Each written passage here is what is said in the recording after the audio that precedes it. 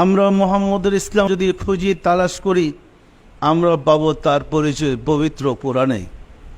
কোরআনে দেখা যায় হুজুর পাক সাল্লাল্লাহু আলাইহি সাল্লাম মানুষকে শিক্ষা দিয়েছেন, কাদ আফলাহা মান তাজাক্কা ওয়া যাকারা রাসমা রাব্বিহি ফাসাল্লা।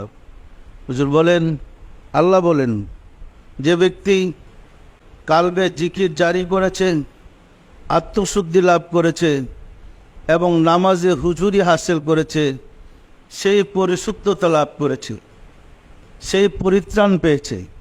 আশিকের রাসূলেরা এই কলবের শিক্ষা, নামাজে হুজুরের শিক্ষা, আত্মশুদ্ধির শিক্ষা পবিত্র কোরআনে বর্ণিত হয়েছে না হয় নাই?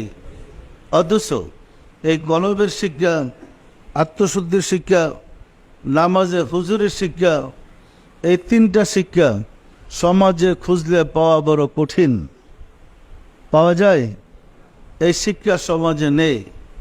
আশিকের রাসূলেরা আমরা এই শিক্ষাটা খুঁজে পেয়েছি পীরানে পীর দস্তগীর সুলতানুল মাশায়েখ সুলতানিয়া মুজাদ্দাদিয়া তরিকার ইমাম শাহ চন্নপুরী রাহমাতুল্লাহর কাছে।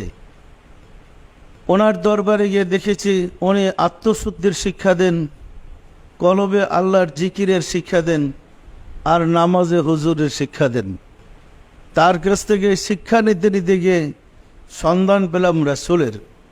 দেখলাম রাসূল পাক সাল্লাল্লাহু আলাইহি সাল্লাম কলবের শিক্ষা দিতেন, কিভাবে কালবে জিকির জারি হয়ে মুমিন হবে, কিভাবে আত্মশুদ্ধি লাভ করবে, কিভাবে নামাজে মেরাজ হবে, এই শিক্ষা রাসূল পাক সাল্লাল্লাহু আলাইহি সাল্লাম দিতেন।